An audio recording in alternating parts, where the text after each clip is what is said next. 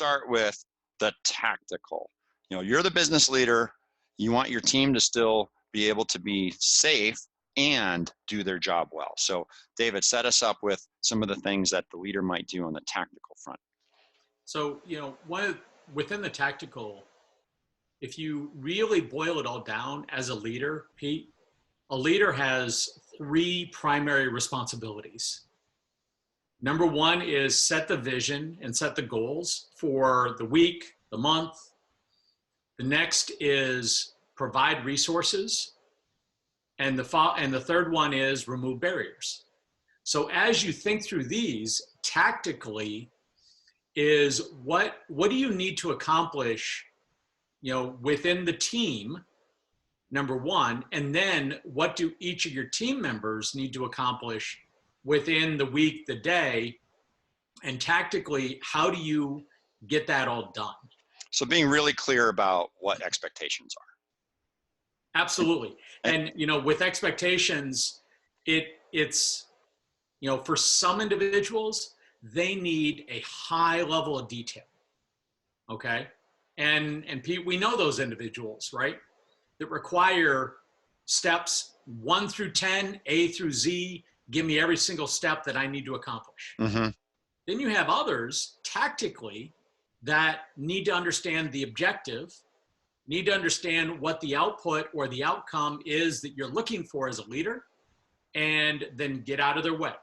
Right. So it's understanding and communicating what each person needs in order for you as the leader and your team to be highly effective. You need to make sure that's very clear. Mm-hmm. Which brings us to the second part of leadership. Which is the second part of leadership is, providing resources.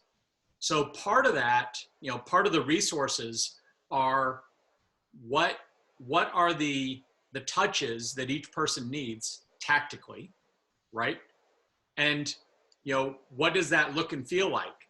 For some, and we have some individuals on the team that it's a quick text. Hey, how are things going? What's going on? And a quick banter back and forth, and then we continue on. Yeah, it's a phone call.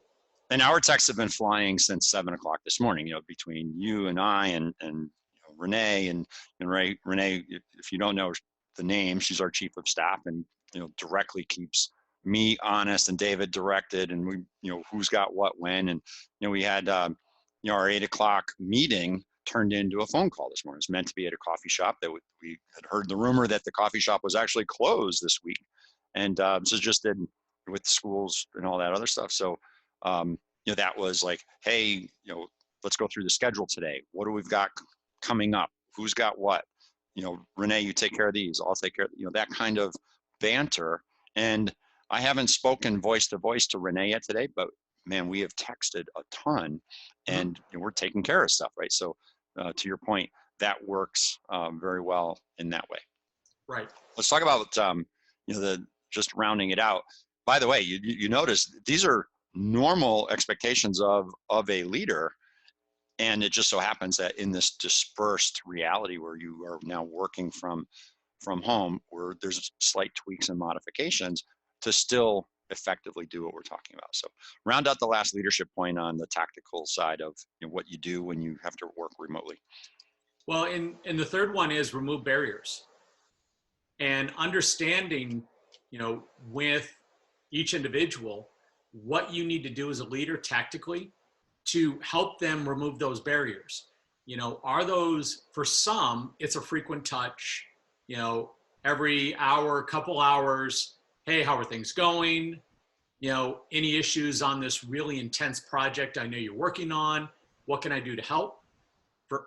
That's for one type of individual. Other types, other end of the spectrum, is give me a quick call or text if you need any issues or help thinking through part of what you're working on. Yeah, and so you could do that in a structured, highly structured way or a relatively unstructured way, again, depending on the person, but also depending on the project. And so the same as you might have a weekly progress review on a project, you still do that, right? You still have the weekly progress review. And what you might do now is, hey, let's have a daily check-in. Let's, because now people are craving human touch, if you will, right? Without getting too cabin fever like and stir crazy where you're just not having that contact. Some people love it. They're like, hey, heads down, I'm just like pounding through. But other people like, there's that human nature element of actually wanting to interact with other people. So you're putting structurally in place, let's have a 15-minute meeting virtually on Zoom or over the phone at the first part of the day. Great, let's knock that out, and then everybody's clear. Anybody need help with something?